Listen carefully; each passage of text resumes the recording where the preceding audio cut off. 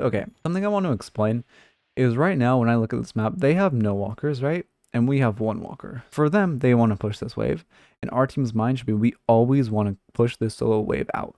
Whichever lane your walker is on, we always want to keep it. We always want to like push it as far into the enemy side as we can without getting like a collapse on or punished for pushing too deep. But like right now, this double wave is pushing up. I hope to see us immediately gravitate towards here and push it back. We do not want to let it pass this kind of like 40% line, especially with this many minions, because then they can just kind of brute force kill it. But if we keep the wave pushed out and they come to push it or brute force it, we just have a lot more time to react.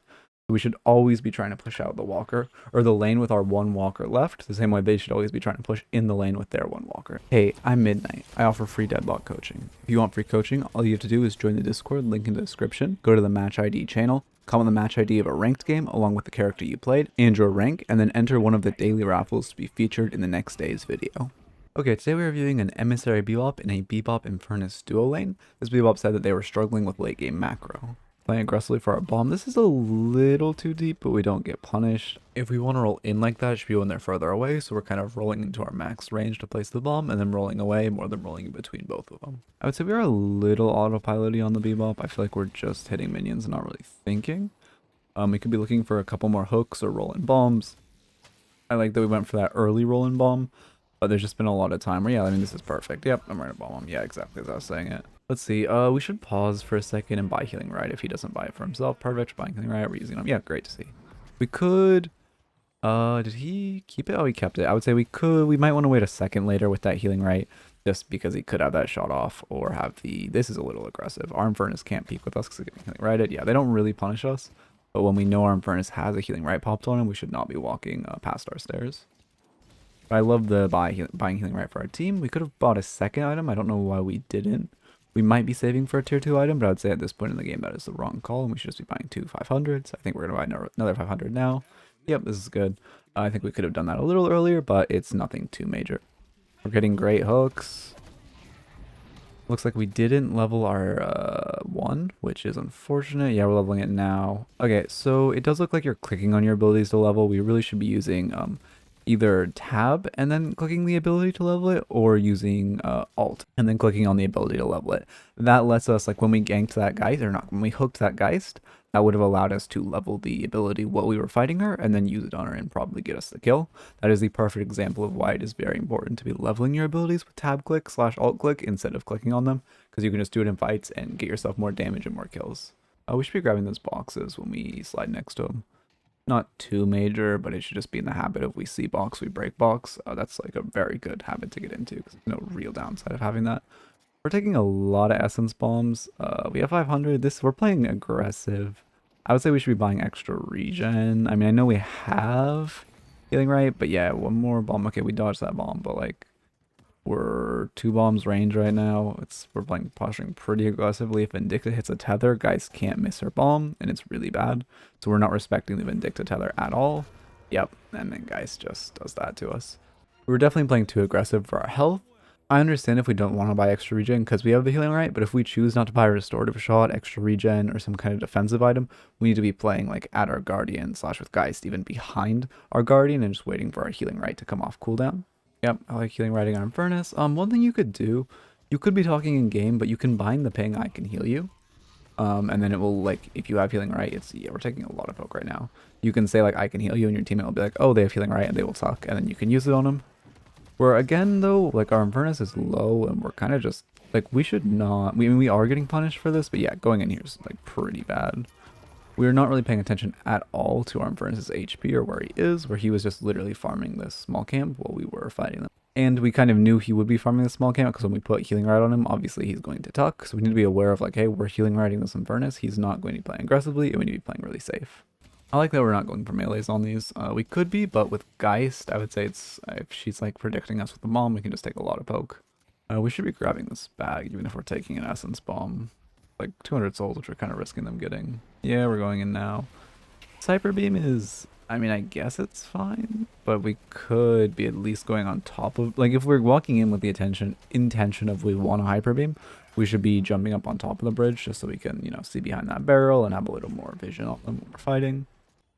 Again, we're going, so I'm gonna pause here because I think you might die, and I can want to exemplify this. Although you might kill a guy, so you're seeing our healing right up. But again, our Infernus is like 10-15% HP, and we are choosing to go in right now. He is like at our Guardian, and we are trying to dive them. This is we maybe if they really misplay, we could pick up the kill on this Geist. But in theory, they should both collapse on us, kill us, and we should just die because we're just going way too deep when our Infernus is not in a position to back us up.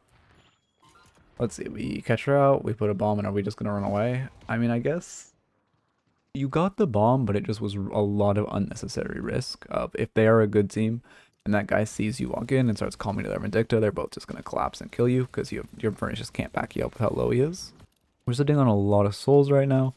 I understand saving for a tier 2 item now is not bad, but we should be buying once we hit enough souls for that tier 2 item, which is right now. I love grabbing that box.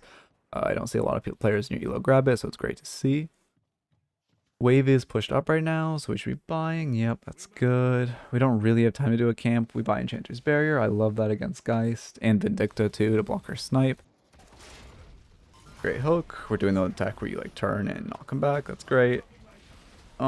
I mean, yeah, I think you know that ult was a little bad.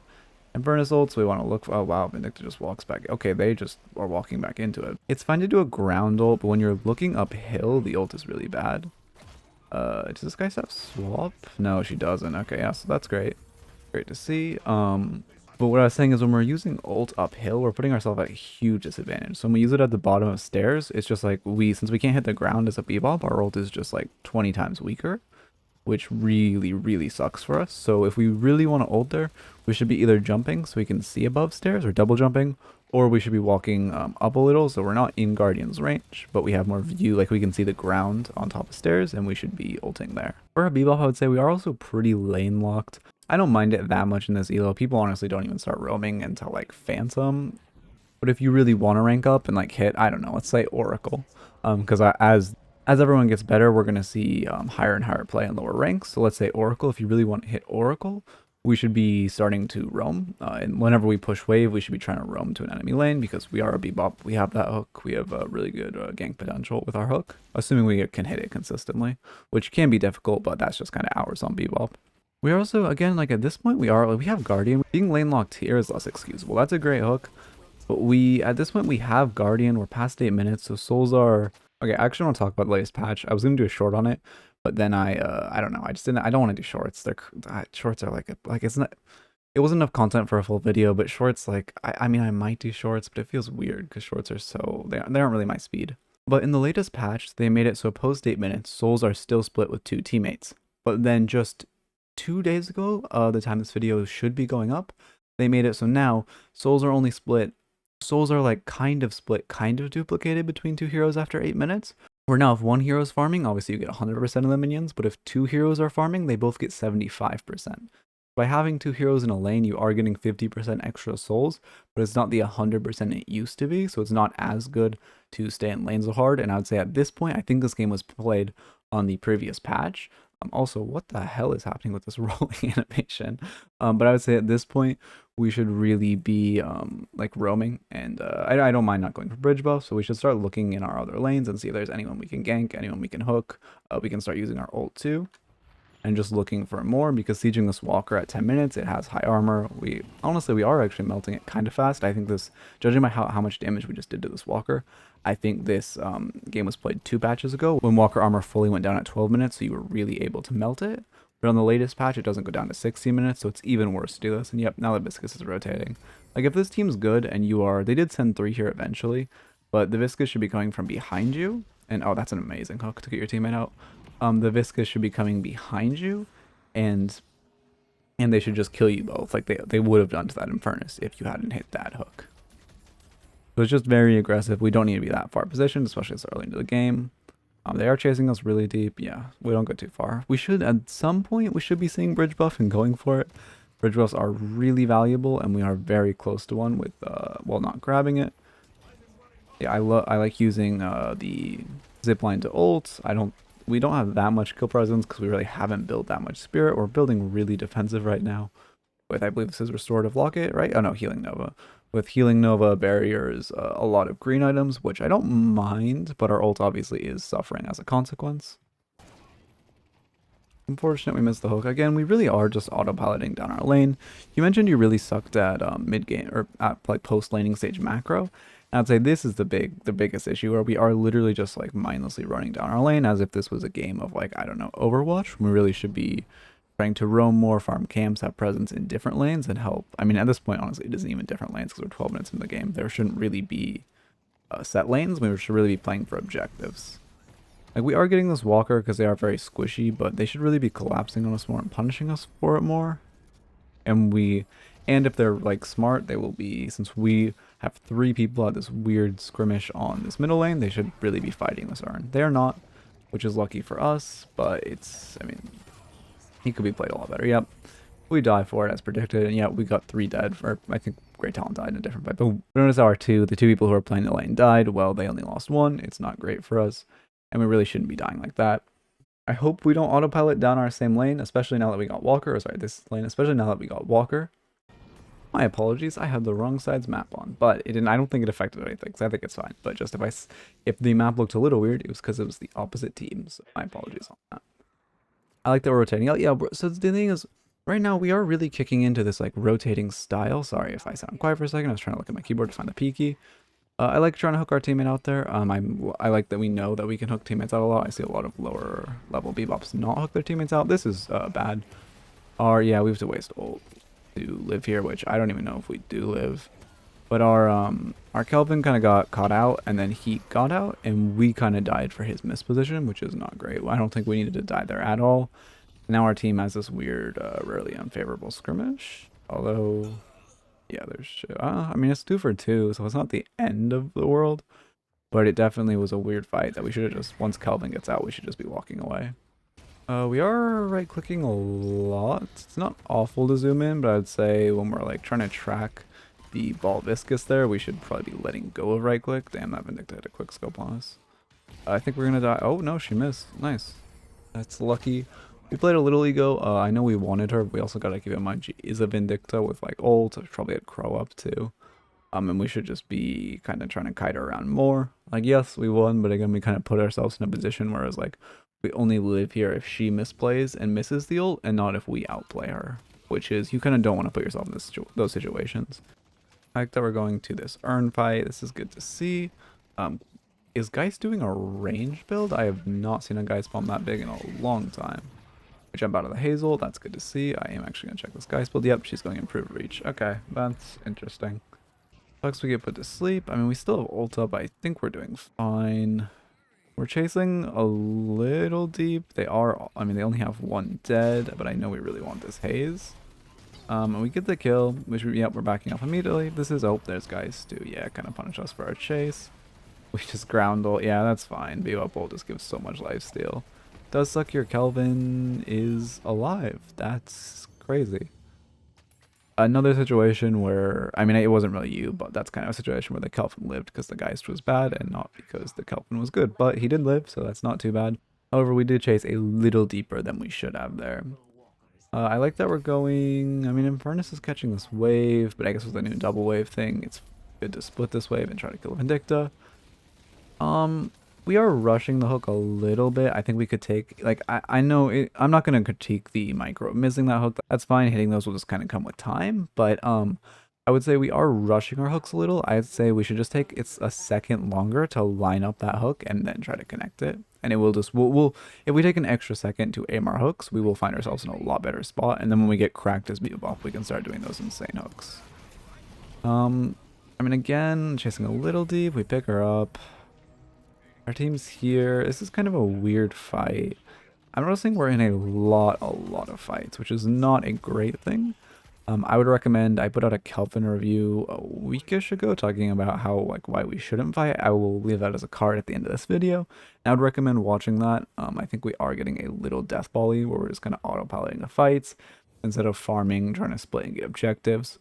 Obviously, as Bebop, we are, I mean, obviously as Bebop, it's kind of hard to split and we are very team-oriented.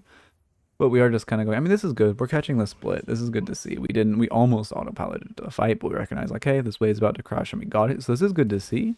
Also, again, I pointed this out in the Kelvin review I mentioned earlier, But if you look at our timeline, it is like, I mean, I guess kind of here it gets a little barren, but look at how many dots there are on this timeline of kills and deaths. No one's timeline should look like this, even on Bebop. Like, there should just be a lot more breaks where we're catching waves or farming and not just constantly autopiloting to the next fight. So I would say by far that is the biggest thing you could improve on, is just not autopiloting to just the next fight immediately and starting to take farm, take camps, catch side waves, even split. Splitting isn't great on Bebop, but I would say in this elo, splitting is the most OP thing in the game, and if you split, you will like instantly rank up because you will just break the other enemy player's brains. I also noticed this in, I guess I'll call it mid elo, I don't quite know what to call it, but I like that we're doing mid here because we got the pick, but these like upper camps just kind of never get taken, and I would say we could really be farming these. It's great to go for mid here though. We got a player advantage, so we push it into a mid boss. That's great to see. That is way more than I'd expect from this elo. They do McGinnis walls off, but it's not too bad. We should be looking for rejuve. It's very... Oh wait, no, mid boss isn't dead, my bad. One of our teammates is just fighting mid boss. This is good to see. Again, we kind of use our ult's panic button, but we used it over high enough HP that didn't really matter. I do think they steal rejuve, which sucks. I think pushing that one kill into the rejuve was the right play. Sucks your team lost the fight. It looked like some of your team went to, like, you going to take the fight before we finish mid boss is the correct play. It sucks a couple of your teammates decided that they wanted to hit mid boss. But I would say overall, you made the right call there. You made the right decisions there. That is just a bit of a unfortunate play by your team. I mean, we're going for, yeah, I mean, it's good to try to stop this McGinnis' split. We could use our bomb. We aren't really using the bomb minion punch combo very much, or even bomb to siege minions. Like, we should be placing our bomb in this wave. To kill the wave faster, yet we lost that base guardian, which with a bomb we definitely could have stopped. I'm noticing we are not using our bomb at all to like farm or do minions, which really should be. I like the silence glyph on the shiv. We're chasing him. We want the hook. A little again, just take a second. Like, I know we wanted to hook him a second he gets out of shift, but that's pretty difficult. We'll see a ton of hours in the game. So I'd say we're pushing a little deep while we're kind of low. Yeah. And what I was trying to say is we should be just taking an extra second to line up the hook. Yeah, we kind of overchased. Our team, we kind of need to look at the map and see that our team is like splitting and not chase like past this sign. Like, once the ethereal shifts, like, we want to kill him. But once he gets out here, like, once we miss that hook and he's like here-ish, we should be at least checking map and noticing our team's not with us and then backing off. So my apologies for not catching that immediately. I'm trying to pause a lot less, but that means I kind of have to like continue a train of thought as like other strands of things in the game are happening, which can be kind of difficult. But let me know if you guys like it. I've gotten some positive feedback on the more fast-paced videos, but if you think it really takes away from the quality of the coaching, please let me know so I can go back to pausing more. Again, bridge buff is up. I don't really know why we're resetting here. I like that we're grabbing waves, but we should... Okay. Something I want to explain is right now when I look at this map, they have no walkers, right? And we have one walker. So our team, for them, they want to push this wave. And our team's mind should be, we always want to push this solo wave out. Whichever lane your walker is on, we always want to keep it. We always want to like push it as far into the enemy side as we can without getting like a collapse on or punished for pushing too deep. But like right now, this double wave is pushing up. I hope to see us immediately gravitate towards here and push it back. We do not want to let it pass this kind of like 40% line. Especially with this many minions, because then they can just kind of brute force kill it. But if we keep the wave pushed out and they come to push it or brute force it, we just have a lot more time to react. So we should always be trying to push out the walker or the lane with our one walker left, the same way they should always be trying to push in the lane with their one walker. Yeah, we don't see that, which again, I don't blame for this elo. That's just a concept I wanted to explain because I was playing my ranked games today and it really came into effect. So yeah, our furnace is recognizing that and grabbing it. That's great to see. Hopefully he pushes out another wave or two and Shiv's coming here to punish him. So this is bad. I know we want to kill this McGinnis, but again, this is weak side, strong side thing, where we are on our strong side, so we're looking for a fight. That's great, but this right side should not be our strong side right now. There is one objective on the map right now, which is your walker, besides, I guess, shrines. There's one real objective anyone can get without winning a team fight, which is your walker. The majority of our teammates should be on the side of the map with our walker. If I'm on the Amber team and I see 4 people start fighting this McGinnis and I see 4 people show up on map on this right side, I am sending 3 people boosting down this lane, killing the walker, getting their flex slot, and even if you kill the McGinnis, it's just not worth it at all for you because they got their flex slot. I don't think they will do that at this elo, but Shiv is kind of forcing the walker in, which is just a really, I mean, we do not need to give up this flex slot for free, and we really should be positioning with the majority of our players around this walker. Bebop's farm is so dumb. That was well played. Just watching this character farm. So, yeah, they're doing what I said. It does appear we're here, and they only have 2 brute forcing, but they really should have like 4 brute forcing here, and we can't really prevent it. So they're doing a lot worse version, but it's did we really lifesteal Hazel? That's crazy. I guess that's a Bebop moment. We get the kills though. That's a great hook. I mean, we hit it with the quick hooks, but again, I would say we really should just be taking a second to hook. We have kills now. We should be looking at the map and thinking what objectives on their map. There are none right now, so I would say the biggest thing to do is take this farm here in their jungle, which it looks like your team is gravitating to, which is great to see. So we should be taking this farm and shoving this wave out as far as we can, since there is no real objectives on the map right now, besides your walker. We are we're kind of letting this wave get deep. It looks like Wraith's going to catch it, but wave really should not be allowed to get that deep, especially after we get the kills in that lane. We should be shoving that wave out as far as we can. We're going to reset for a 6.2 item. That's good to see. We should be going secret shop here, not base shop. Okay, we don't need to go base shop here. A lot of players in this elo like to just only shop in base, but we really should be utilizing secret shop since we're kind of going next to it and just jump off rope and go and buy from there, and then maybe grab like boxes around there, do this medium camp, and then in the time it took you to go to your base, you'll get the same item and have an extra, I don't know, 400 souls, which can really add up through the course of like doing that, I don't know, 5 times a game. That's like 2,000 souls. This is a good fight to gravitate towards. Like when our whole team is just kind of in a death volley fight, I think it's fine to gravitate. Since Bebop kind of is hard to split with. But this isn't really a fight our team should be taking, or a good fight in general, because there's just no objectives on the map besides your walker. So, yep, here comes Vindicta to try to push this walker. So all you're really doing is risking this walker, which you might get, honestly, depending on how quick this Wraith is to respond, or if she even sees it and responds. Okay, Wraith is responding, but she's going to get the majority of its HP. We're doing great in the fight. I mean, this is a fine fight. It's just, yeah, we do lose this walker. But even though we won the fight, we really lost this trade. I mean, I guess you could say the trade is neutral because we got 4 picks. But losing our walker is really bad there.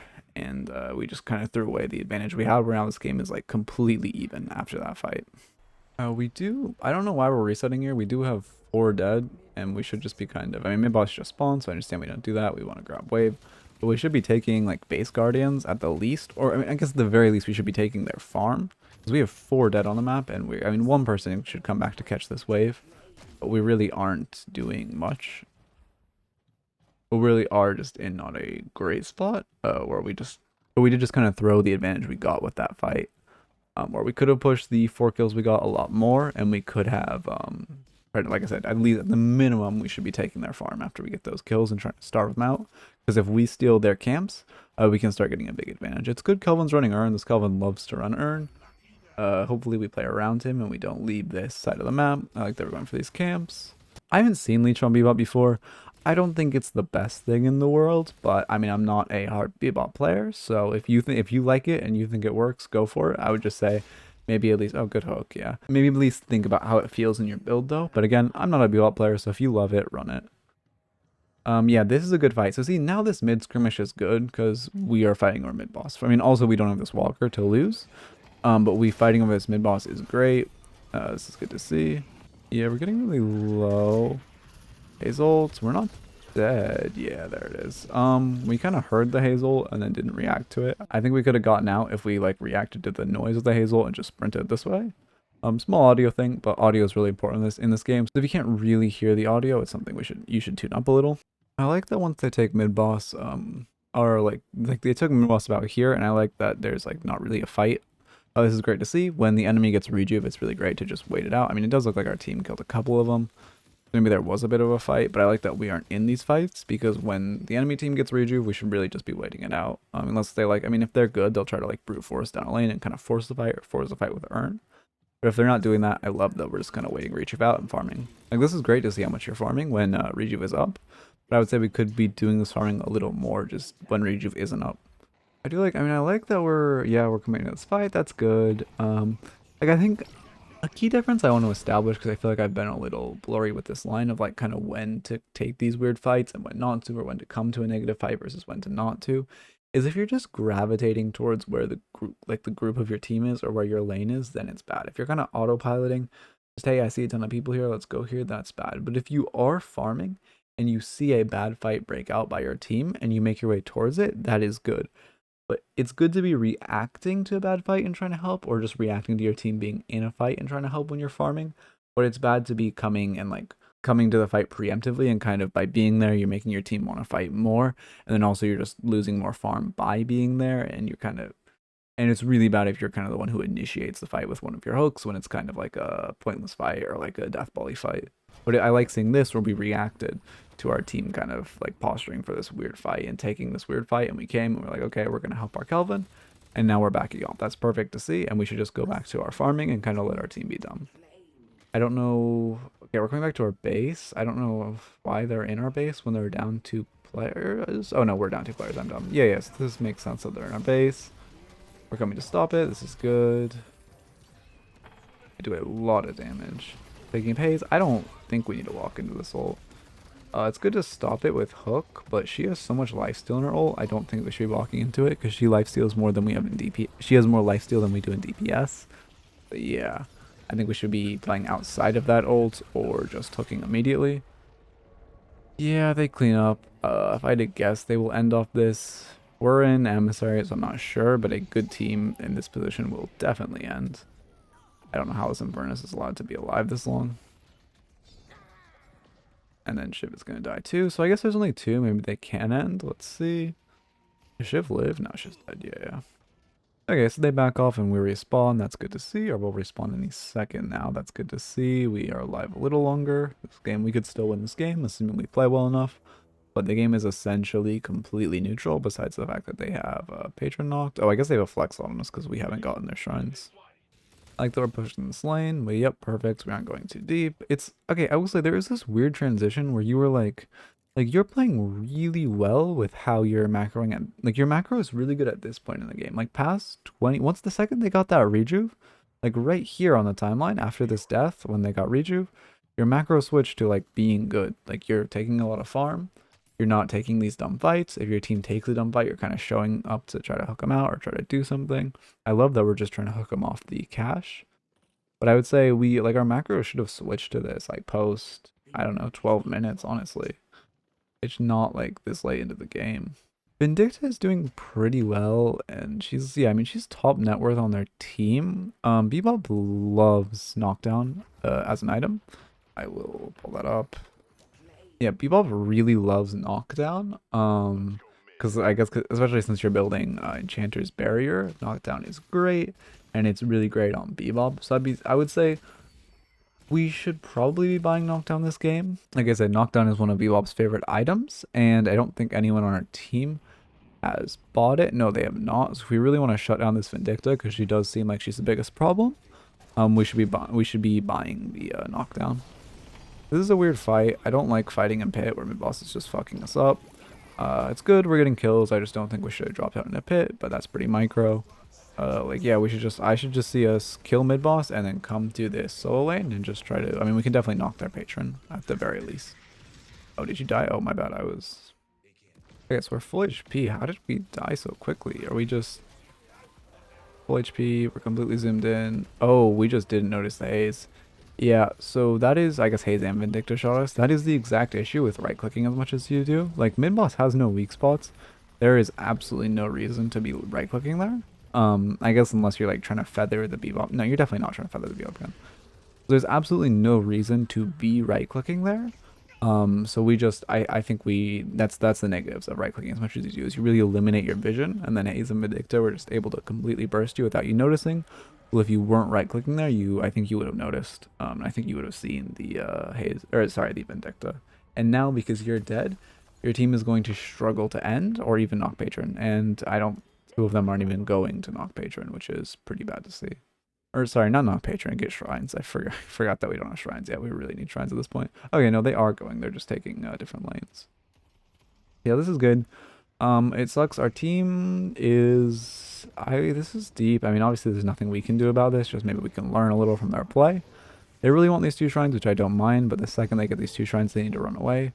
We cannot knock patrons. Yeah, this Abrams is deep. He wants patron for some reason, while the Infernus is playing smart and leaving. They have... Oh, yeah, we both die. I think it's bad we both die. Again, I think if you're alive, that fight goes a little better. But it is good we got shrines. This is kind of weird. We're posturing for, we're grouping with our team, but we should be in base right now. We're down 2 players. We shouldn't be trying to take a fight here. The last thing we want right now is a fight since we're down 2 players.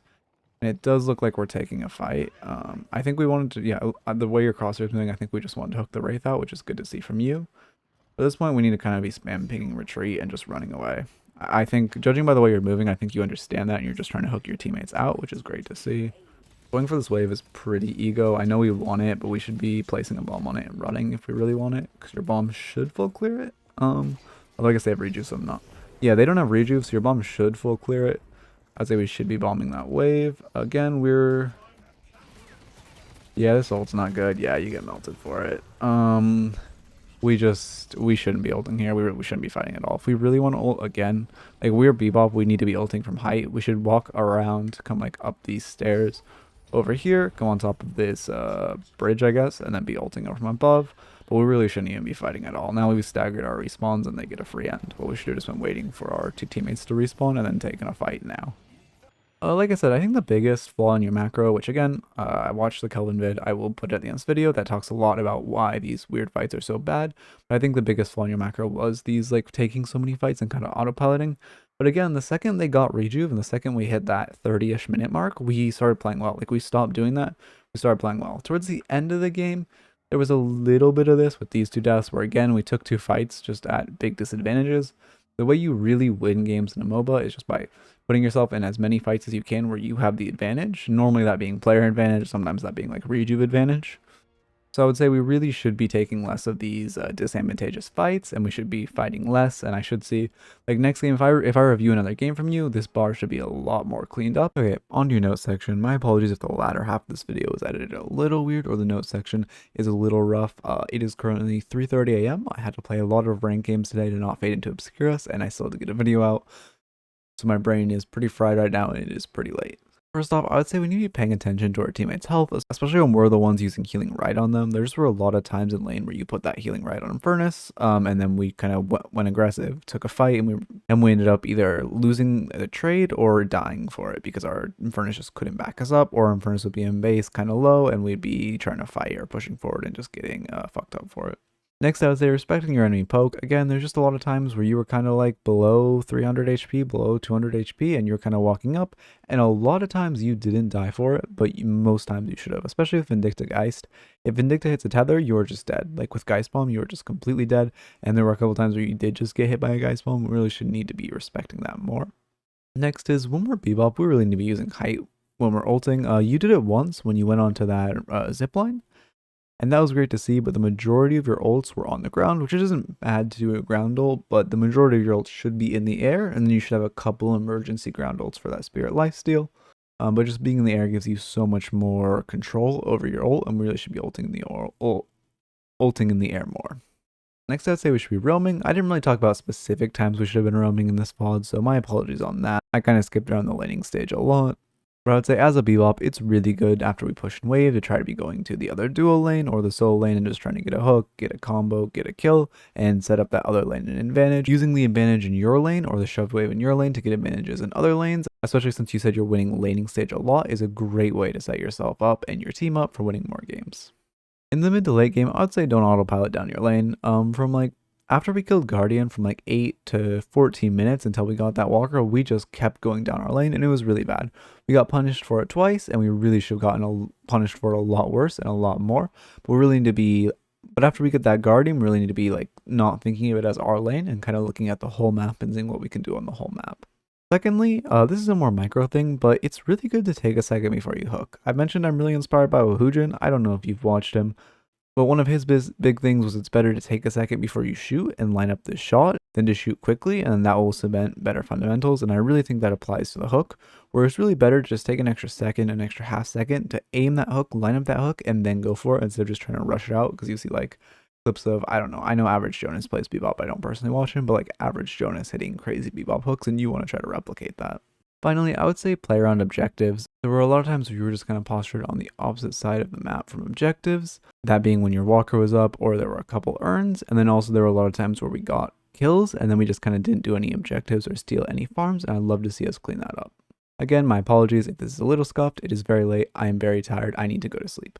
But I really hope you guys enjoyed, and as always, keep it real.